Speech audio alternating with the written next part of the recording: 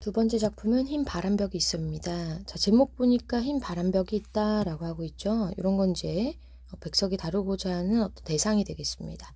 요거의 의미에 대해서 조금 정리를 하고 갈게요. 이 흰 바람벽 같은 경우는 사실 어떤 흰색의 이미지 때문에, 색채의 이미지 때문에 약간 이제 고결한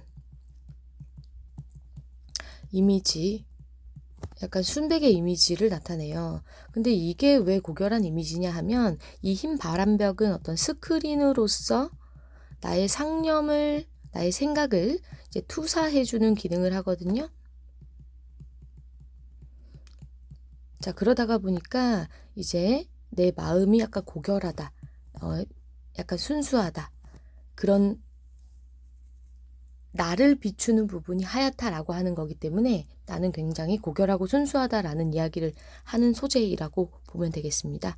결과적으로 이 이제 스크린처럼 보이는 이 부분에 나의 생각들이 이제 스쳐 지나가거든요. 그렇기 때문에 이제 자아성찰의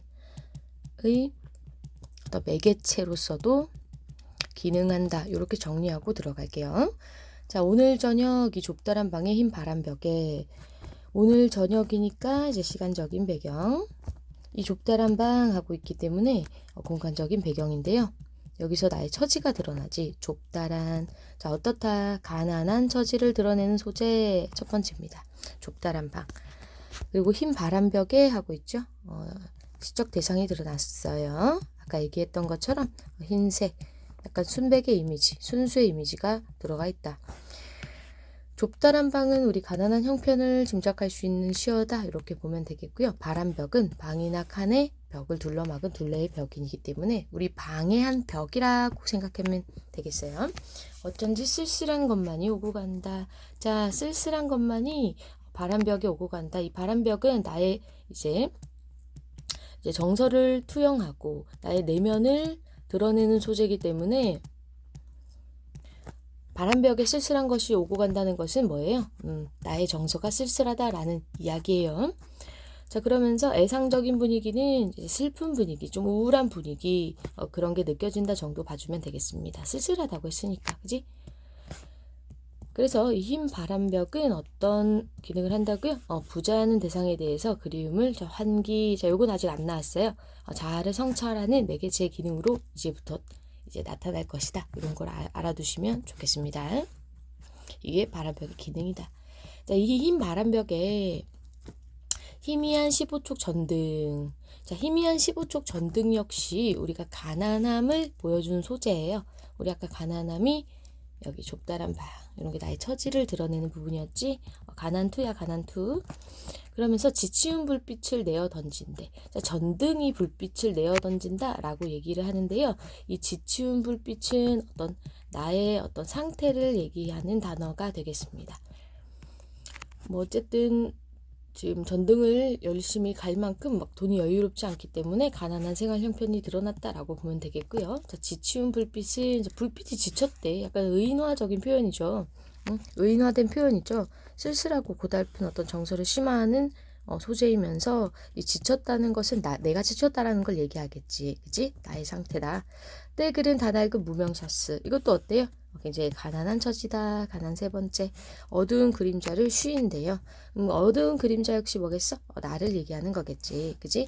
화자의 가난하고 외로운 모습을 형상화한 시어다. 이렇게 볼 수가 있겠습니다. 그리고 또 달디란 따뜻한 감주 한 잔 먹고 싶다고 생각하는 내 가지가지 외로운 생각이 헤매인다. 나의 정서 외롭다 라고 직접적으로 제시되고 있죠. 그럼 감주 요거는 뭐야? 식혜 아니에요? 식혜? 돈 없어서 이것도 막 사먹지 못하나 봐. 그지? 소박한 소망이 남겼다. 이렇게 볼 수가 있겠습니다. 결과적으로 나는 흰 바람벽을 보면서 나의 내면을 성찰해보니 어떻다? 나는 쓸쓸하고 외롭다라는 생각만이 이제 가득하다. 이렇게 이해하면 되겠어요. 그런데 이것은 또 어린 일인가?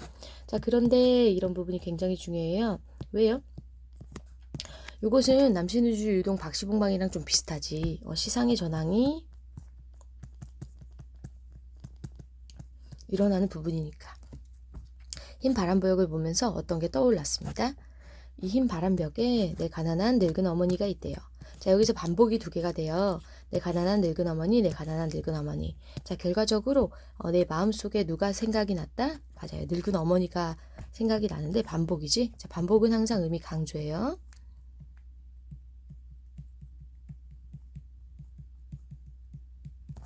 시퍼러둥둥하니 추운 날인데, 자, 요거는 시각, 요거는 청각이지. 시퍼러둥둥하니 추운 날. 추운 날이 어떻다? 시퍼러둥둥하다 하니까 미안, 촉각이지.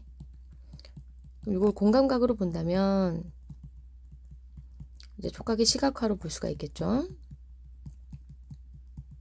선생님 이거 어떻게 구분하나요? 추운 날이 어떻대? 시퍼러둥둥하다 이렇게 얘기를 하고 있는 거니까. 요렇게. 오케이? 화살표 보이나요? 사디찬물에 촉각. 손을 담그고 무이며 배추를 씻고 있다. 자, 시각적으로 직접 보이는 것 같이 회상을 하고 있죠. 기억을 떠올림. 또 내 사랑하는 사람이 있대요. 내 사랑하는 어여쁜 사람 이렇게 반복하고 있기 때문에 이것도 어떤 의미 강조의 의미. 그리운 대상. 얼마나 그립냐에 대해서 강조하고 있다입니다. 어니 먼 앞대. 남쪽에 조용한 개포가에 강이나 바닷물이 드나드는 곳에 나지막한 집에서 그의 지아비와 마주 앉아. 자, 지아비의 의미를 가지고 물어보기도 해요. 마주 앉아 대국국을 끓여놓고 저녁을 먹는다. 자, 사랑하는 어여쁜 사람이 누구냐, 그지? 그래서 아내를 가리킨다면 그의 지아비는 화자 자신을 객관화한 표현이 되겠고요. 첫 번째, 딸을 가리킨다면 시집간 딸의 남편. 실제 삶, 그러니까 약간 이건 어떻게 봐야 되겠어요? 오케이, 작가 맥락으로 보자면 백석과 헤어진 다음에 다른 남자와 결혼해 살고 있는 옛 연인, 이렇게 해석하면 될 것 같아요. 벌써 어린 것도 생겨서 딸이죠. 옆에 끼고 딸인지 아닌지 몰라. 옆에 끼고 저녁을 먹는다. 자, 결과적으로 흰 바람벽에 그리운 내가 사랑하던 사람들이 둥둥 떠다니는 어떤 마음속의 상황이에요. 그럼 지금 혼자 있는 상황이겠지. 외로움, 고독감 이런 게 좀 더 부각이 됩니다. 자, 그런데 또 그런데 또 그런데 시상 전환. 이즈막하야 어느 사이인가. 얼마 전부터 어느 사이인가 이런 뜻이에요. 이 흰 바람벽에 자, 이제 온전히 나의 마음만 흰 바람벽에 드러납니다. 내 쓸쓸한 얼굴을 쳐다보며 이러한 글자들이 지나간다. 자, 글자들을 의인화한 표현이에요. 지금 나를 글자들이 바라본다.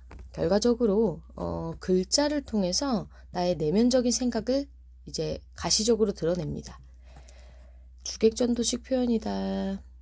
내가 생각하는 건데 글자가 나를 바라보는 것처럼 얘기를 했겠지. 거기 뭐라고 쓰였다? 나는 이 세상에서 가난하고 외롭고 쓸쓸하니 살아가도록 태어났다. 요렇게 얘기를 한다는 얘기예요.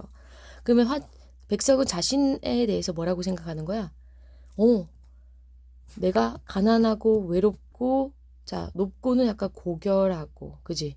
약간 절개 있고 지조 있고 그런 느낌 아니니? 쓸쓸하니. 그럼 요거는 뭐예요? 백석이 처한 상황, 자신의 어떤 내면적인 성찰의 결과 요런 것이고 그게 내 운명이었다. 운명론적인 관점이 드러난다. 요렇게 볼 수가 있는 것이고요. 요렇게 정리하면 되겠지, 그치? 가난한 현실 속에서도 고결하고 순수한 정신을 지니고 살아가는 태도를 얘기합니다. 그리고 이 세상을 살아가는데 내 가슴은 너무도 많이 뜨거운 것으로, 자, 그럼 내 마음속에 들어있는 어떤 계속 내 가슴은 너무 많이 뜨거운 것으로, 호젓한 것으로, 사랑으로, 슬픔으로 가득 찬다. 그럼 화자의 내면이 굉장히 뜨겁고, 그치? 열정, 호젓하고, 외롭고, 사랑, 슬픔 등으로 가득 차 있다. 이렇게 연결하면 될 것 같아요. 그죠? 그러면 뭐 촉각적인 심상 이런 것도 나타나고, 호젓 이퀄 외로움, 사랑, 슬픔 이런 감정이 든다.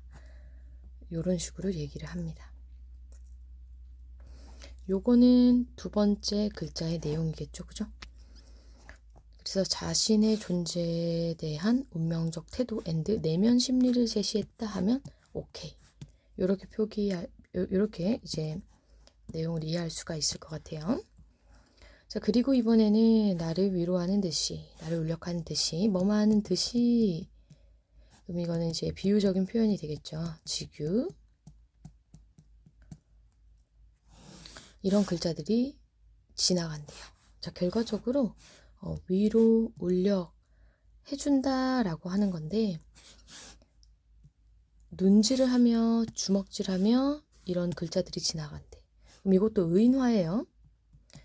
왜냐면 글자에는 눈이 안 달려있잖아. 근데 나를 쳐다보는 것 같고, 또 동료, 주먹질을 하는 것 같고, 패는 거 아니야? 그러니까 동료하는, 약간 톡톡 치는 약간 그런 느낌으로 봐주셔야 될 것 같아요. 또한 하늘이 이 세상을 낼 적에 그가 가장 귀해하고 사랑하는 것들은 모두 가난하고 외롭고 쓸쓸하니, 그리고 언제나 넘치는 사랑과 슬픔 속에 살도록 만드셨다. 이렇게 얘기하고 있어요. 그래서 결국 약간 자기 합리화인 거지. 내가 그런 상태라고 얘기했었죠. 내 감정도 그렇다라고 했었죠. 근데 하늘을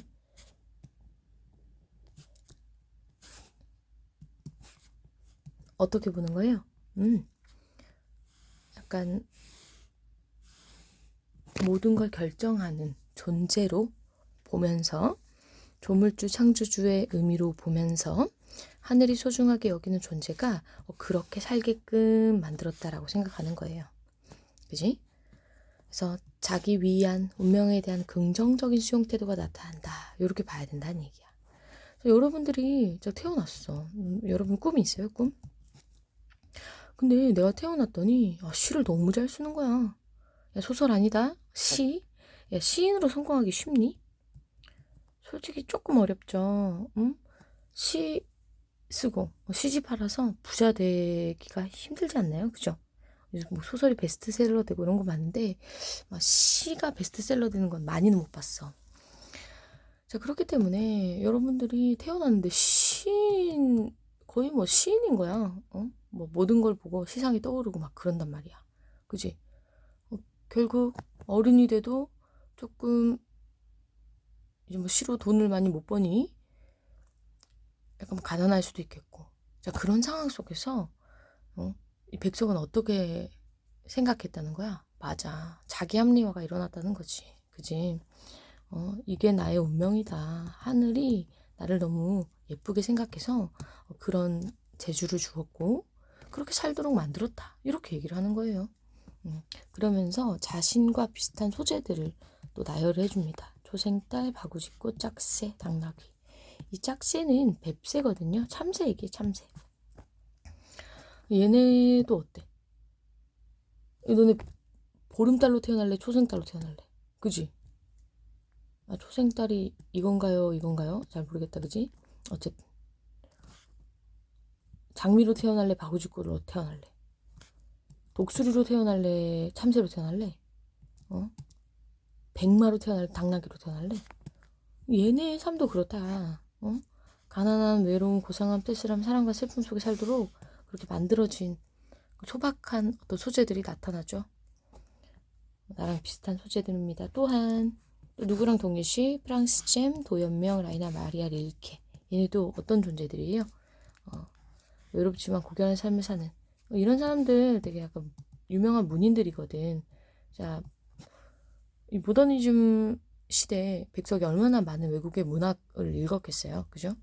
이런 애들도 막 그렇게 상황이 막 부유하진 않았고 그 가난한 가운데에서도 문학적인 어떤 이상을 취하는 사람들이었다. 이렇게 볼 수가 있겠습니다. 그래서 화자가 자신과 동일시하는 존재들을 이런 소재들로 얘기할 수가 있을 것 같아요. 그래서 화자가 외적인 확장을 통해서 처한 상황과 유사한 대상들을 열거했다. 열거법 드러나죠. 그래서 운명에 대한 긍정적 수용. 자, 이게 참 중요해. 결과적으로 백석은 남신두주 유동 박시봉방에서도 자신의 어떤 처지를 가지고 어떻게 이야기해요? 나중에 이겨내잖아요. 갈매나무처럼 생각하면서 고결한 삶을 살고자 하는 의지가 드러난다 라고 볼 수가 있겠습니다. 자, 화자의 상황은요 명시적으로도 드러나고 있고 대상은 흰 바람벽이었습니다. 그래서 마음속에 떠오르는 생각을 제시하고 있기 때문에 우리가 독백적인 어조라고 했죠. 성찰적이다. 정서 애상적, 슬프고 쓸쓸하고 외롭습니다.